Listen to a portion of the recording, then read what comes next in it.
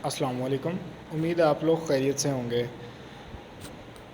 अगर तो आप लोग ये वीडियो पे आ गए हैं तो जल्दी से चैनल को सब्सक्राइब करें, वीडियो को लाइक करें और अपने दोस्तों के साथ भी शेयर करें ताकि वो भी बेनिफिट हासिल कर सकें। तो चलिए बढ़ते हैं अपने मेन टॉपिक की तरफ जो कि हमारा है नेफ्रॉन। नेफ्रॉन में सबसे पहले हम किडनी की बात करते हैं। जैसा कि आपको नज़र आ रहा है किडनी के यहाँ मैंने 3 पॉइंट्स लिखे हुए हैं। सबसे पहला पॉइंट है right kidney is slightly lower than left kidney. इसका मतलब है कि जैसा कि आप जानते हैं हमारे यूरिनरी जो सिस्टम है वो कंसिस्ट होता है एक पेयर ऑफ किडनीज़ पे। अब यहाँ पर पेयर ऑफ किडनी में एक राइट किडनी है और एक लेफ़्ट किडनी है। अब राइट वाली किडनी जो है वो लेफ़्ट वाली किडनी से स्लाइटली लोअर होती है। सेकेंड पॉइंट में हमारे पास यहाँ लिखा है total weight of the kidney is less than 1% of total body weight. यानी कि अगर हम किडनी के वेट को टोटल बॉडी वेट से कंपेयर करें तो जो किडनी का वेट है वो जस्ट 1% है। फर्दर मोर हम बात करते हैं थर्ड पॉइंट की तरफ। Total blood supply to kidney is 20% with each cardiac cycle. इसका मतलब क्या है कि अगर एक बार हमारा हार्ट ब्लड को पंप करेगा तो वो 20% ब्लड सप्लाई देगा दोनों किडनीज़ को। इसका मतलब है कि एक किडनी को कितना ब्लड सप्लाई आएगा, 10%। फर्दर मोर हम चलते हैं अपने मेन टॉपिक की तरफ जो कि हमारा नेफ्रॉन। नेफ्रॉन क्या होता है, ये फंक्शनल यूनिट ऑफ किडनी है। एक किडनी में मिलियंस ऑफ नेफ्रॉन्स होते हैं। अब बात करते हैं टाइप्स ऑफ नेफ्रॉन की। टाइप्स ऑफ नेफ्रॉन में there are 2 types of nephron, cortical nephron और जक्स्टामेडुलरी नेफ्रॉन। कॉर्टिकल नेफ्रॉन जो होता है वो प्रेजेंट होता है अलोंग कॉर्टिकल रीजन और जो जक्स्टामेडुलरी नेफ्रॉन है वो प्रेजेंट होता है along the junction of cortex and medulla. अब इन दोनों बातों को डायग्राम में काफ़ी अच्छे तरीके से एक्सप्लेन किया गया है। अब यहाँ आप डायग्राम की तरफ गौर करें तो जो आउटर वाला रीजन है वो आपको कॉर्टेक्स नज़र आ रहा है, लेकिन जो इनर वाला रीजन है वो मेडुला है। अब जो कॉर्टिकल नेफ्रॉन है वो तो कॉर्टेक्स वाले रीजन में प्रेजेंट होंगे, लेकिन जो जक्स्टा मेडुलरी है वो कॉर्टेक्स जहाँ एंड हो रहा है और मेडुला जहाँ से स्टार्ट हो रहा है उस जंक्शन पे प्रेजेंट होते हैं जक्स्टा मेडुलरी नेफ्रॉन। अब ये इन दोनों नेफ्रॉन्स का डिफरेंस यहाँ दिया गया जक्स्टा मेडुलरी नेफ्रॉन का और कॉर्टिकल नेफ्रॉन का। जक्स्टा मेडुलरी नेफ्रॉन जो होते हैं जैसा कि आपको अभी बताया कि ये बाउंड्री पे प्रेजेंट होते हैं कॉर्टेक्स और मेडुला की, और जो कॉर्टिकल नेफ्रॉन है वो कॉर्टिकल रीजन ऑफ किडनी पे प्रेजेंट होते हैं। अब जो जक्स्टा मेडुलरी नेफ्रॉन है वो काउंटर करंट मल्टीप्लायर में इन्वॉल्व होते हैं, जबकि cortical nephron counter current multiplier में इन्वॉल्व नहीं होते। वेजा रेक्टा जो है वो प्रेजेंट होता है अराउंड लूप ऑफ हेनले।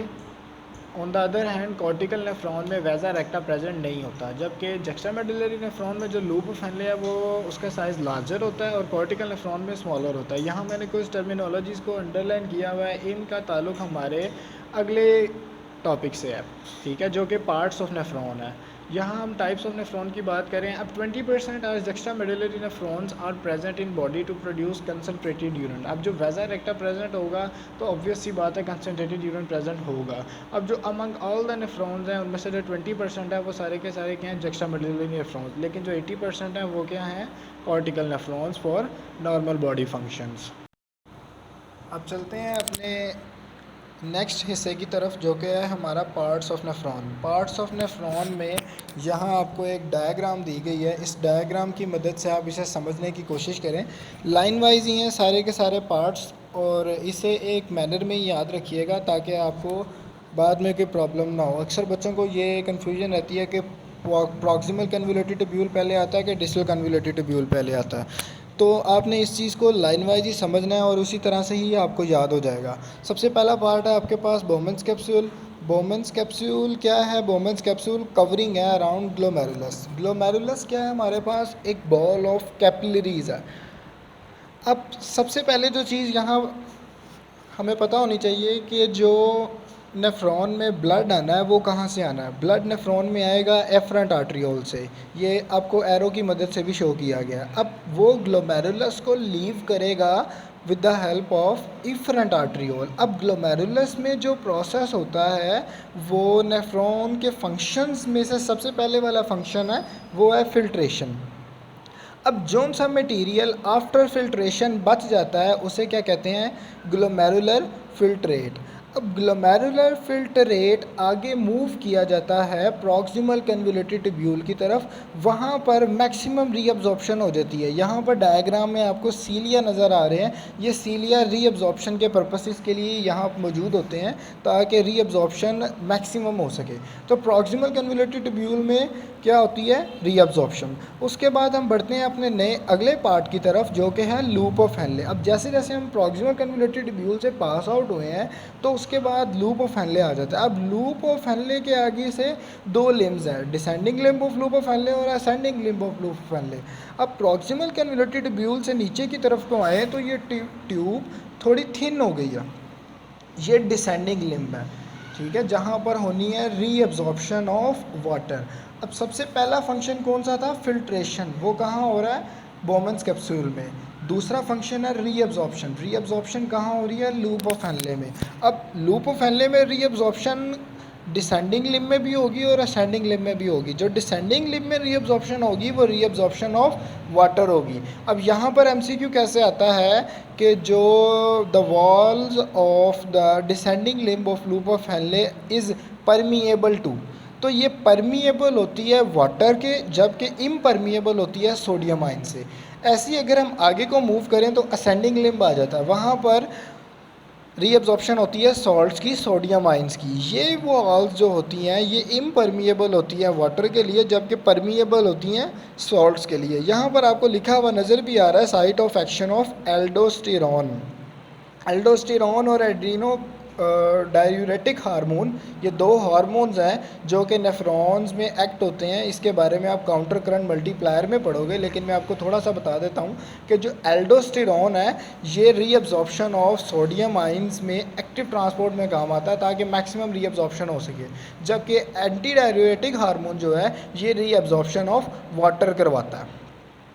अब असेंडिंग लिम्ब से जो फिल्ट्रेट मूव जब करता है डिस्टल कन्वोल्यूटेड ट्यूब्यूल की तरफ तो ज़्यादातर उसमें वेस्ट ही होते हैं, ठीक है। तो वहाँ से वो मूव होता है कलेक्टिंग डक्ट की तरफ। कलेक्टिंग डक्ट में रीअब्जॉर्प्शन ऑफ वाटर होती है, जो थोड़ा बहुत पानी पीछे से डिसेंडिंग लिम्ब में से आगे चला जाता है वो कलेक्टिंग डक्ट में से रीअब्जॉर्ब हो सकता है।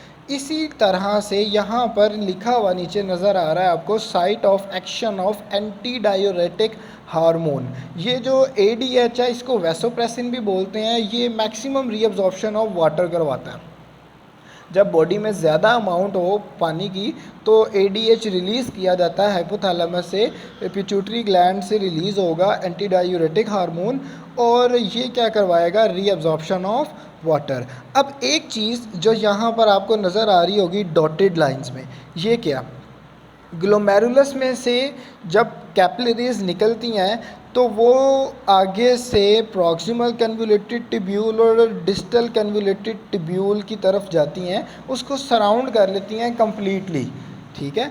अब यहाँ पर जो प्रॉक्सिमल कन्वोल्यूटेड ट्यूब्यूल है और जो डिस्टल कन्वोल्यूटेड ट्यूब्यूल है इसके अराउंड जो कैपिलरीज होंगी इनको क्या कहते हैं हम, पेरीट्यूबुलर कैपिलरीज, पेरीट्यूबुलर कैपिलरीज। अब ये जो पेरीट्यूबुलर कैपिलरीज हैं जब ये नीचे की तरफ को आती हैं तो लूप ऑफ हेनले के अराउंड, तो उन कैपिलरीज को क्या बोलते हैं, वेजा रेक्टा। यही आपकी बुक की लाइन में भी लिखा हुआ है कि peritubular capillaries loops deep down to form vasa recta. अक्सर टीचर्स बताते हैं कि जो वेजा रेक्टा है वो नेफ्रॉन का पार्ट है, जबकि ये कैपिलरीज का नाम है। जो कि पेरीट्यूबुलर कैपिलरीज नीचे की तरफ को आती हैं अराउंड लूप ऑफ हेनले, तो हम उसको क्या कह देते हैं, वेजा रेक्टा, ठीक है। अब मेरे ख्याल से इसमें कोई एक ऐसा पॉइंट नहीं है जो आपको पार्ट्स ऑफ नेफ्रॉन में समझ ना आया हो, और साथ ही साथ मैंने पार्ट्स ऑफ नेफ्रॉन को समझाते हुए मैंने फंक्शन ऑफ नेफ्रॉन का भी बता दिया है, जो कि 3 फंक्शन हैं यहाँ पर हमारे पास। पहला फंक्शन था फिल्ट्रेशन का जो कि हमारे पास हो रही है बोमन्स कैप्सूल में। दूसरा फंक्शन है हमारे पास रीअब्जॉर्प्शन का जो कि हमारे पास हो रही है लूप ऑफ हेनले में। तीसरा फंक्शन है हमारे पास सिक्रीशन में। अब जब मैक्सिमम रीअब्जॉर्प्शन होगी है तो जो फिल्ट्रेट है वो सबसे पहले बोमन्स कैप्सूल में, बोमन्स कैप्सूल से वो प्रॉक्सिमल कन्वोल्यूटेड ट्यूब्यूल में, प्रॉक्सिमल कन्वोल्यूटेड ट्यूब्यूल से वो लूप ऑफ हेनले, पहले डिसेंडिंग लिम्ब आ जाता है, फिर असेंडिंग लिम्ब, असेंडिंग लिम्ब से वो मूव होता हुआ distal convoluted tubule, distal convoluted tubule से वो मूव होकर कलेक्टिंग डक्ट से सिक्रीट हो जाता है किडनी में से। अब अगर कोई आपका मज़ीद क्वेश्चन है तो आप मेरे से कमेंट सेक्शन में पूछ सकते हैं। इस वीडियो का फ़ीडबैक ज़रूर दीजिएगा ताकि मज़ीद वीडियोस के लिए हमारी हौसला अफजाई हो सके। ये एक इनिशियल इनिशिएटिव है ताकि एफएससी प्री मेडिकल और एमडी कैट के बच्चों को हेल्प हो सके डिफ़िकल्ट टॉपिक्स में। जो टॉपिक्स उनको डिफ़िकल्ट लगते हैं या जो क्वेश्चन उनको ट्रिकी लगते हैं, अब आप कमेंट सेक्शन में मुझसे क्वेश्चन पूछ सकते हैं और इंशाल्लाह आपको आपके क्वेश्चन का रिप्लाई मिलेगा। इस वीडियो का फ़ीडबैक ज़रूर दीजिएगा। मुझे दीजिए इजाज़त। अपना बहुत सारा ख्याल रखिएगा। अल्लाह हाफ़िज़।